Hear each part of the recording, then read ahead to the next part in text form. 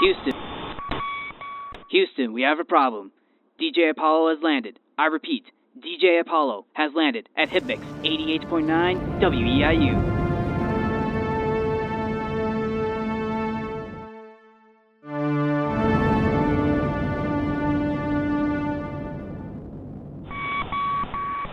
Welcome to the Tales of Music and Film podcast. My name is DJ Apollo, and today we are on episode number 39. I'm so happy to be back here in the recording studio. This is going to be a very special recording because today I am joined by my buddy, Preston. Yep, Preston joins me yet again, and we're going to be doing 2 episodes tonight, so there's going to be like a double feature, if you will. We're going to do this recording, and then we're going to go right into the next one. So this will be kind of a cool little thing we're doing. And we are going to be doing another story-based song. We are going to be covering the famous song by Gordon Lightfoot, the Edmund Fitzgerald. This song was released in 1976 and is featured on Gordon's album called Summertime Dream. And this song is a 6-minute song that recaps the whole story of the Edmund Fitzgerald the night she sank on November 10th, 1975. So to give you a little backstory, the SS Edmund Fitzgerald was an American Great Lakes freighter that sank in Lake Superior during a storm on November 10th, 1975, with the loss of the entire crew of 29 men. When the ship was launched on June 7, 1958, she was the largest ship on North America's Great Lakes, and she remains the largest to have ever sunk there. And that is the story of the ship that we will be talking about today, with the song we're going into its lyrics, and we're going to be going into some of the history and some of the theories to what led to the ship sinking. And before we go any further, I'd like to give a brief little mention of Gordon Lightfoot. He is a Canadian singer and songwriter and guitarist who achieved international success in folk rock, and country music. He is credited with helping to define the folk pop sound of the 1960s and 70s. And a fun fact, just to show you how nice of a man Gordon Lightfoot is, Gordon donated all the money he earned off this song to the families of the crew members that were lost on that night. And I thought that was a nice little gesture for him to do. Oh, absolutely. Yeah, I thought that was very, very nice of him. I believe, Preston, you are familiar with this song, correct? Yes, I am. I've listened to it several times. Actually, I was telling my dad, because he's a fan of this podcast, I was telling him that we were going to be covering this song, and he was telling me that he's noticed in Disney World's Epcot Center, when you're on the World Showcase Pavilion, for whatever reason, they will play like an acoustic version of this song in the background in Canada. And I'm like, first of all, this is not a very happy song to be playing in the background of an amusement park. Second of all, in Canada? Like, it's about an American ship on Lake Superior that crashed. Yeah, it's just like of all the places for that song to be sang, it's just like, okay, guys, I got the perfect song. It's a song about how 29 men were lost at sea. What's in America? In America, let's play that. That sounds like the perfect. Yeah. Perfect song choice, I definitely appreciated him telling me that little tidbit I could share here. So, Dad, if you're listening, thank you.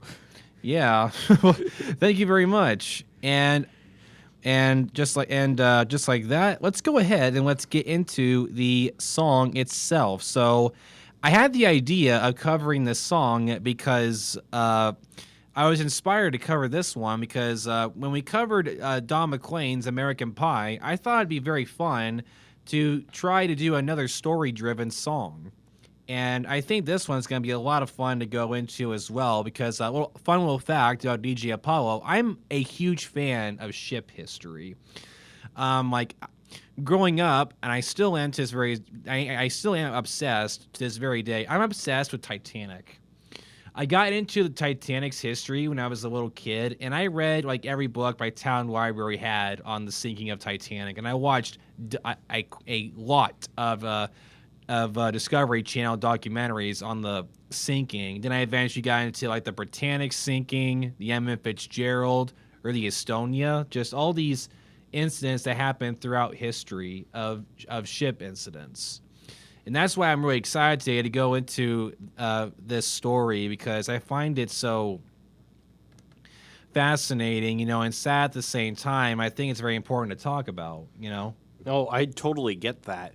Well, and given like us talking about American Pie, wanting to find another song like that tells a story to cover, I think this was a perfect next step. Like, I was really glad you suggested this one. Yeah, me too. It's just like, I like ship history and I love story-driven songs. How could I not, talk about this? Yeah, exactly. So, first verse, it goes like this. The legend lives on from the Chippewa on down of the big lake they called Gitchagumi. The lake, it is said, never gives up her dead when the skies of November turn gloomy. With a load of iron ore, 26,000 tons more than the Edmund Fitzgerald weighed empty. That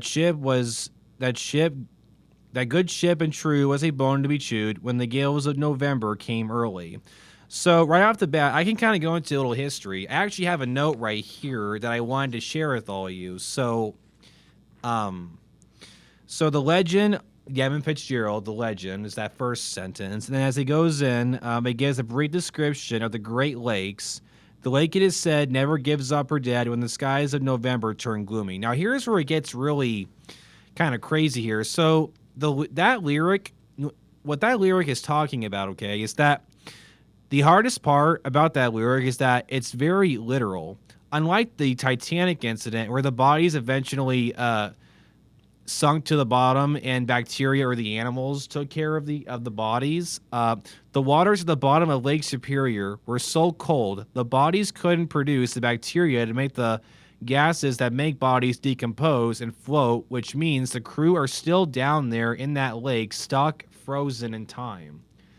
And which just, no pun intended, brings chills to my spine. Yeah, just think about that, man. 50 years later, if you go down to that wreck, the bodies are still going to look exactly how they did, in 75. And it's like, to be honest, from my perspective, I honestly think they should bring them back up. Like, I get that they think of it as kind of a grave, but that's depressing that they are still down there, just stuck in that boat.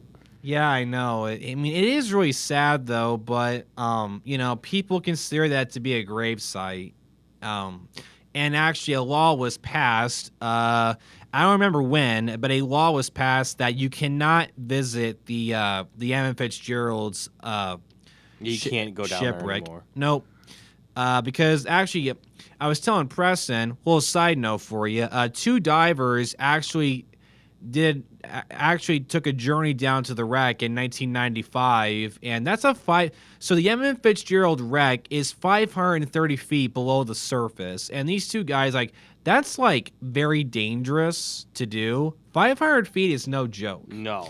Imagine the water pressure. Yeah, exactly. These guys had to wear 3 different tanks on their bodies in order to reach it, and it took them 3 hours to get there, and I think it was another 3 to get back, because it's a process, and they're the only ones to see the Edmund Fitzgerald with their own eyes. They're the only in history. Well, they're after the Edmund Fitzgerald sank, they're the only ones to see it, up close like that.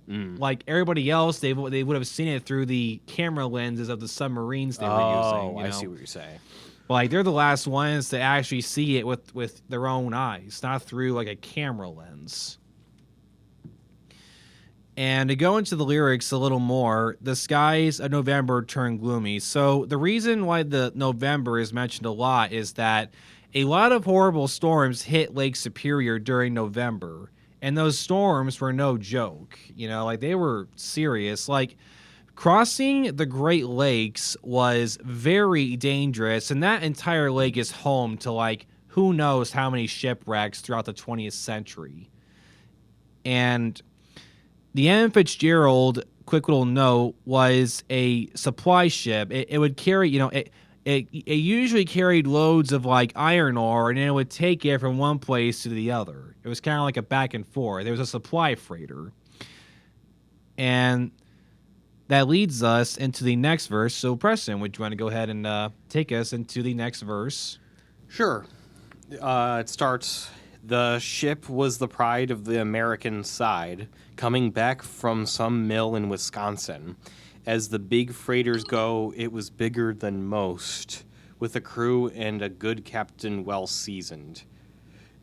So, basically, it's saying that, like, this ship was, like, very important to this crew, and its job was very important as it was, like, transporting iron ore from place to place. Yes. And it's like, the captain well seasoned, it's talking about how this was a very experienced captain. Like, this ship had been around a long time, and this was a particularly large freighter. Yeah, the ship launched on June 7th of 58, so it was in service for almost 20 years by this point. Which is impressive. Yeah, that's a good run though, Frank, for a ship though. So if I do the math, so it launched in 58, so it was in service for about 17, 18 years. So, and the reason is the captain of the ship, he was born in 1912. So by this time, he would have been like in his early 60s or something. Yes. So like, yes, he was very seasoned with the seas. Would you like to continue with the lyrics? Yeah. Concluding some terms with a couple of steel firms when they left fully loaded for Cleveland. Then later that night when the ship's bell rang, could it be the north wind they'd been feeling? Yeah, like... So, like, they were coming back from a trip to some steel firms. They just dropped off the ore, and they left with a new stock, fully loaded, to go to Cleveland, Ohio. And then later that night, the ship's bell rang with the wind. I guess it's implying that they basically thought that could have just been a regular north wind they'd been feeling. Sure, it was a storm coming. Yeah, there was a storm on the way, Yeah, exactly. And that leads us into this next verse here. The wind in the wires made a tattletale sound, and the wave broke over the railing. And every man knew, as the captain did too, was the witch of November came stealing. And the dawn came late, and the breakfast had to wait, when the gales of November came slashing. When afternoon came, it was freezing rain in the face of a hurricane west wind. So they're in the storm now. The storm, like they realize they're in the middle of like a hurricane, and like the ship is being battered. Waves are hitting it from every direction. Like the cables up top were like flapping around back and forth in the wind, and breakfast had to wait because how rough the seas were. It's just like all hell is breaking loose by this point. And would you like to go into the next verse, Preston? Yeah, so when supper time came, the old cook came on deck saying, "Fellas, it's too rough to feed ya." At 7 p.m., a main hatchway caved in. He said, "Fellas, it's been good to know ya." Which... I'll go a little further. The captain wired in he had water coming in, and the good ship and crew was in peril. And later that night, when his lights went out of sight, came the wreck of the Edmund Fitzgerald. That is so incredibly depressing. Yeah, it is. And they go into a little history for you. So like the Edmund Fitzgerald's main chef was actually not with them. Gordon kind of took some creative liberties with the song. It's not 100% accurate, but it's pretty close. Why was the main chef not with them? I think he was sick or something, good for him. Well, actually, what's sad is he actually died a couple years later after this. Really? I don't remember what it was, but yeah. Well, it's good that he was not on that ship. Yeah. I think he was ill or something came up that prevented him from being able to go on this mission.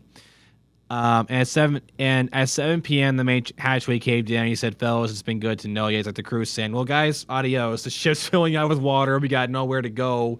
It's like, dude, that line right there is like one of the most depressing lines for me in this whole song. Yeah, it's that on top of like the main hatchway caved in. He said, like, "Fellas, it's been good to know you." Like he's basically saying it's been a good life. I'm glad I've been. It's a pleasure to have worked on the ship with you. Like, Yeah. and it's like, so did the captain actually wire in? He had water coming in. That's the thing, though. He didn't. So I'm gonna go. I remember you saying like they got no radar, nothing. It was instant. So by the time the Edmund Fitzgerald sank, like no. Okay, so I'm gonna go into a backstory. So the ship. So there was another ship built just like the Edmund Fitzgerald. It was called the Anderson. It was in the middle of the storm too, and they were nearby the Edmund Fitzgerald's location, and the captains of both ships were in constant contact with one another, talking to one another over the through the radio, letting them know what's going on. And the Edmund Fitzgerald actually lost its radar, so the Anderson had to use its radar to help the Edmund Fitzgerald with where they were, because they're literally fighting a storm blind. They have no idea where they are. Anderson was out on the water too. Yeah, it was nearby, like a few miles out. Like they could see the Edmund Fitzgerald's lights in the distance, so they were trying to like help it with its position. And so I wonder why the Edmund didn't go down. You mean the Anderson? Or the Anderson. The Anderson. Sorry. Well, the Anderson was in good shape, because here's another key thing here. The captain told the captain of the Anderson that the ship had been damaged and they were taking on some water and they had their pumps on. Like the captain of the Edmund Fitzgerald. Yes. They had some heavy water buildup on the ship. And here's another thing you got to take into account here. They had a full payload with them. So the ship had a ton of weight on it already. Now you got water in it too, so there's even more weight for you. And what was happening was the giant waves that was taking the ship would submerge under the water for like a few seconds, and then it would pop back up again. And that's going to play a key factor here into the theories that led to the ship sinking. So the very last transmission that we got from the captain of the Fitzgerald, this is the last thing that the Anderson got from him before the ship sank. He said, "We're holding our own." That's the last thing. That was the last communication they had with him. And then not long after, the ship's lights just disappeared, instantly. Instantly. Like the Anderson got hit by a wave. They go back outside. The ship's just gone. Like, where is it? It just literally a millisecond, it was gone. And no one knew what happened. And let's see. They do have some theories as to what probably happened now that they have had submarines and divers down there. Right? Oh, yeah. And I'll get into that here in a minute. So the ship was found like 3 or 4 days later. They used so the wreck was found 3 or 4 days later using magnetic resonance in 1975. So 4 days after the ship sank, it was found roughly 530 feet under the water, and was finally discovered at the bottom of the lake, and the ship was split in two, and with the stern resting upside down. So the stern's the back of the ship. The first half of the ship is sitting upward, and the other side, the back of it's upside down. Most experts agree she broke in half on the surface, though the reason for her breaking is still debated. A newer theory is that a series of rogue waves reported by the captain of the following vessel, the Arthur M. Anderson, temporarily submerged either the bow or the stern and dove it into the bottom, where the momentum of the vessel snapped in half and she sank almost immediately. And that's something else we have to take into account here. No distress signal was sent when the ship sank. The captain, literally the emergency phone, it's like it was literally an arm distance. So whatever happened to the ship, it was so fast, nobody could have reacted to. It was just instantaneous. And that probably is likely what happened. And there's a popular theory, and someone actually built a 3D animation on how they think the ship sank, and I agree with this. So when it was hitting the monstrous waves, the ship, like I said, would go under and it would pop back up. I think when one monstrous wave hit the ship and it submerged under the water so far, it hit the bottom of the seafloor, and then the front stayed under, right? The back popped back up to the surface. Then the storm split the back of it, and that's what caused the breakup. Then the back of it just sank instantaneously, and it floated, and then it landed upside down.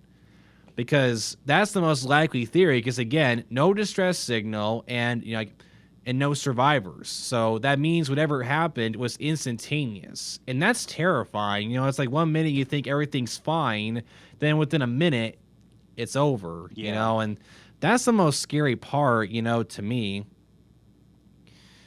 And oh, dude, this next verse has got some haunting lines. So, does anyone know where the love of God goes when the waves turn the minutes to hours? The searchers all say they would have made Whitefish Bay if they put 15 more miles behind her. They might have split up, or they might have capsized. They may have broke deep and took water.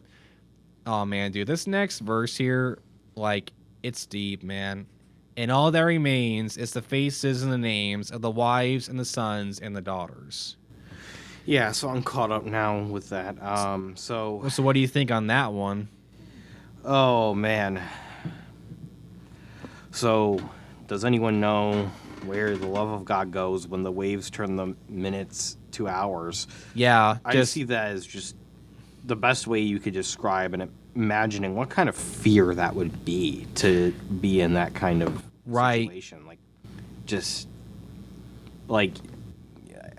You can't imagine what that kind of instant peril like that would be like. As yeah, you just I know. go sinking down into the water. Yeah, it's like you're just sitting there wondering, are we gonna make it or not? It's like we don't know. And the waves turn the minutes to hours. Like I imagine, they were so focused on trying to get that water out of the ship. Mm-hmm. That's that might as well have been an hour, even if it was a couple minutes, because they were just completely focused on trying to keep that ship from going under. Yeah, and just a few minutes is like a lifetime to them, Yeah. And he's going into this, they might have split up or they might have capsized. They may have broke deep and took water. He's kind of mixing in the theories. No one really knows. It's just pure guesses here, And then the searchers all say they'd have made Whitefish Bay if they put 15 more miles behind her. What I think that means, I don't know if that was just the artistic That's the thing. That's the thing, though. It's I think what they're trying to say is if they had put 15 more miles behind her, they would have reached safety. Which is true, but they couldn't have. It's just they couldn't have reached 50 more miles. I don't know, because the storm was one of the worst ones that Lake Superior ever had. It was nuts. Unless there was some sort of delay with getting that most recent shipment, and if they'd gotten that earlier, they would have made it.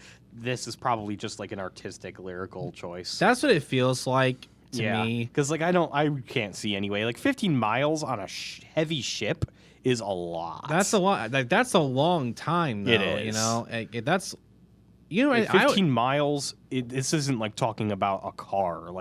That's a lot for a ship to travel. Yeah, and this last verse though is the most haunting one. All that remains is the faces and the names of the wives and the sons and the daughters, because that's all that's left. I actually saw a picture. One of the crew members had 3 daughters, and then there's this photograph of the 3 of them holding a picture of them, and what? They're holding a picture of him? Yeah. Oh. Yeah, and that picture was very haunting to me because, these wives, these sons and daughters never got to see, the wives never saw their husbands again, sons never saw their brothers or fathers again, and daughters never got to see their father or brother ever again. Mm-hmm. It's just it's so sad, though. It's taking into account, right? 29 men, dude. 29. Yeah. That's a lot of people. Mm-hmm.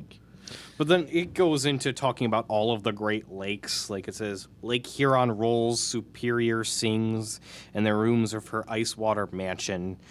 Old Michigan steams like a young man's dreams. The islands and bays are for sportsmen, because there's a lot of recreational stuff around Lake Michigan. And then And farther below, Lake Ontario takes on what Lake Erie can center because Lake Erie runs directly into Ontario. Oh, okay, okay. I didn't know Which, that. unfortunately, because Erie is notoriously polluted compared to the other lakes. Oh, really? Yes, it is. Like, it's not as bad as it used to be, but there was a time where, like, the water would catch on fire because there was so much oil polluting it. Oh, really? Yeah. Like, so you could like take a match and just flick it in there, and it would just like. I mean, it might take a little more than that, but yeah, basically, like that's the way to describe it. Dude, that's nuts. Wow. Yeah. Just a nugget of lighthearted discussion in this very deep conversation. But yeah, and then it says, the iron boats go, as the mariners all know, with the gales of November remembered. In a musty old hall in Detroit they prayed, in the Maritime Sailors' Cathedral. Yep.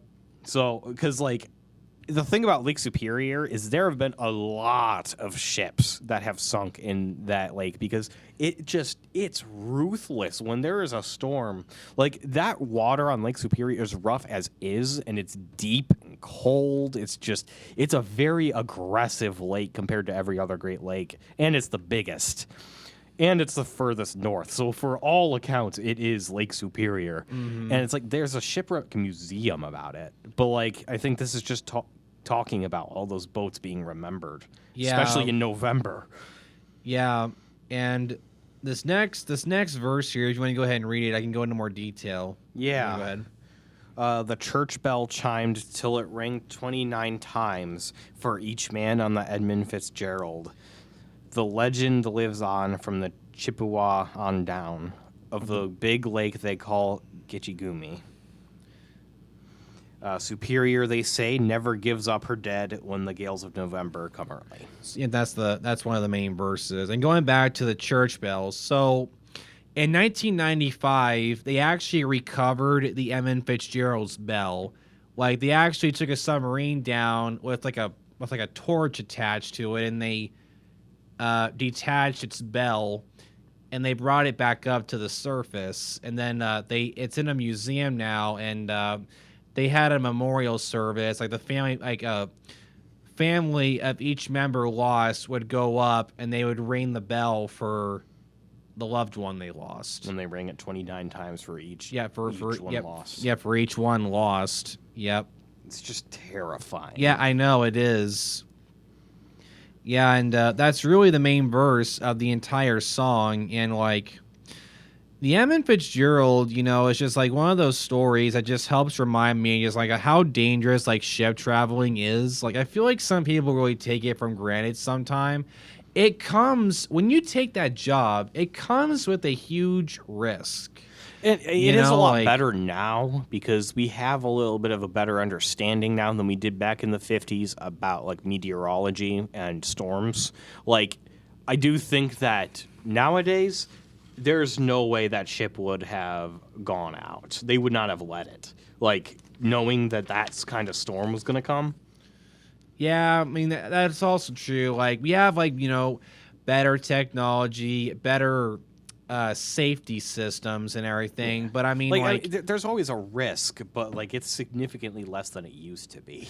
Yeah, I mean, yeah, when you put it like that. And also, I forgot to mention, did you know that actually do you know the Anderson actually went back out to look for survivors?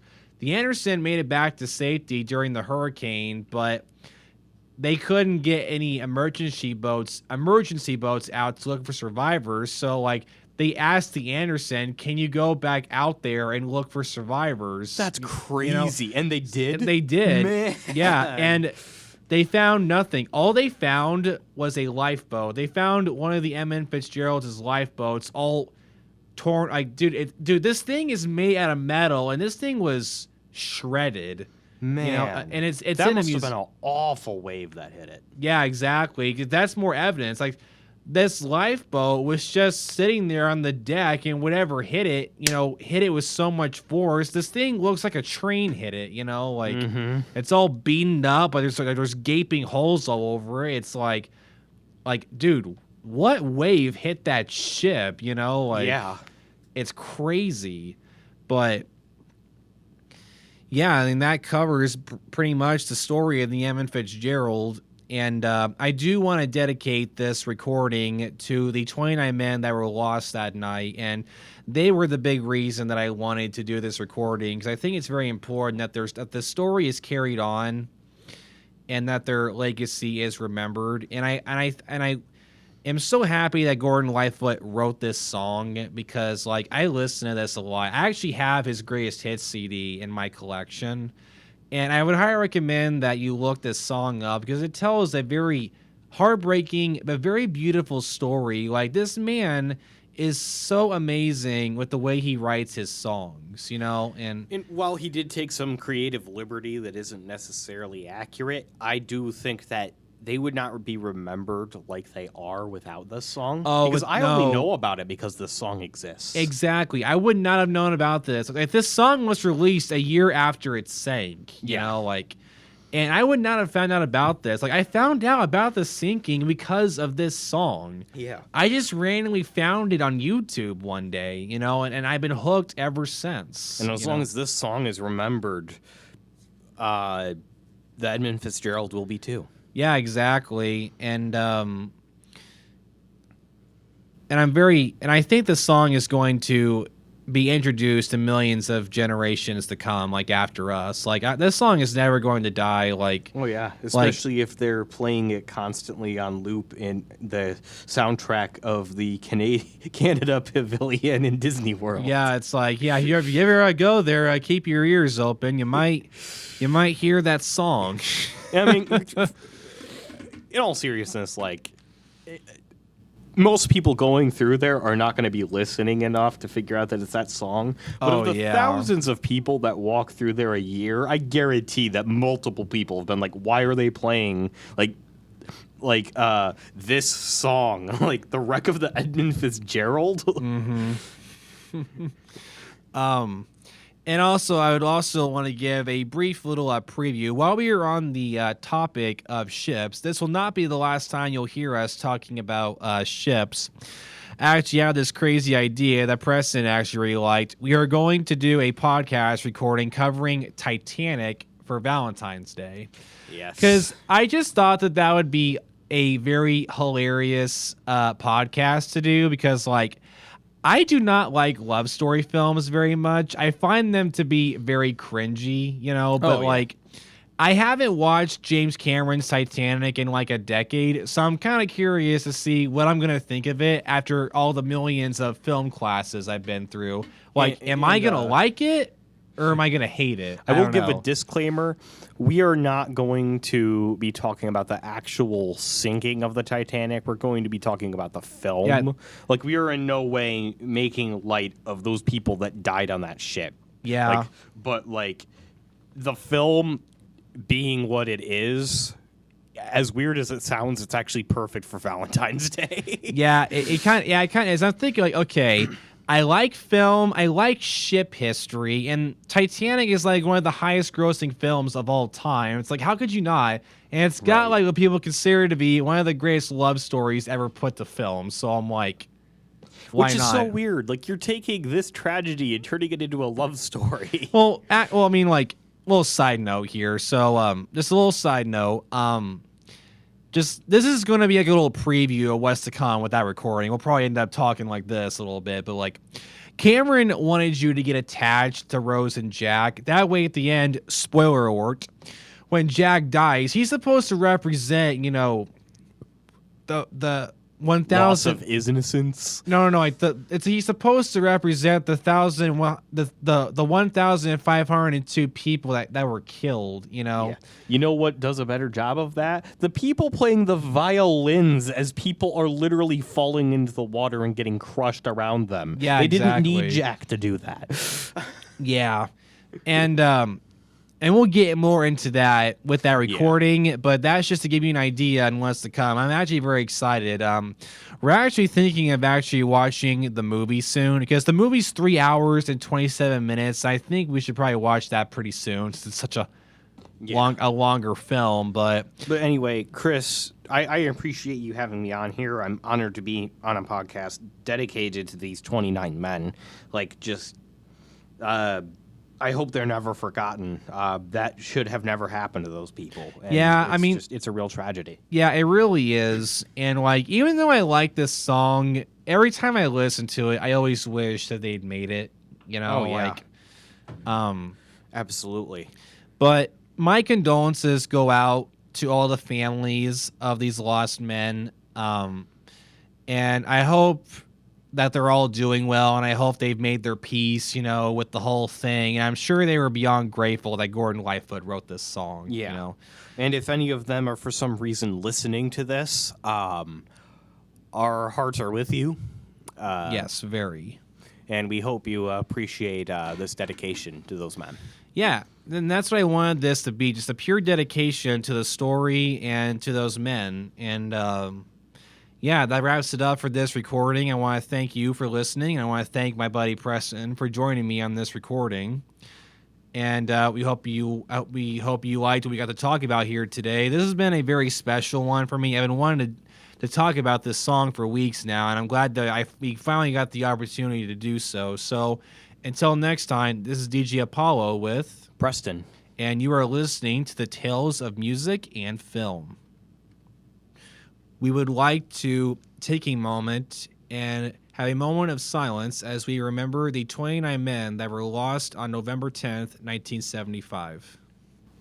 Ernest McSorley, John McCarthy, James Pratt, Michael Armagost, David Weiss, Ransom Cundy, Carl Peckel, William Spangler, John Simmons, Eugene O'Brien, John Paviach, Paul Ripa, Mark Thomas, Bruce Hudson, George Hull, Edward Binden, Thomas Edwards, Russell Haskell, Oliver Champeau, Ralph Walton, Blaine Wilhelm, Thomas Benson, Gordon McClellan, Robert Rafferty, Alan Kalman, Joseph Mazes, Thomas Borgeson, Frederick Beecher, and Nolan Church. These were the men that died on the ship on this tragic day. Rest in peace, gentlemen.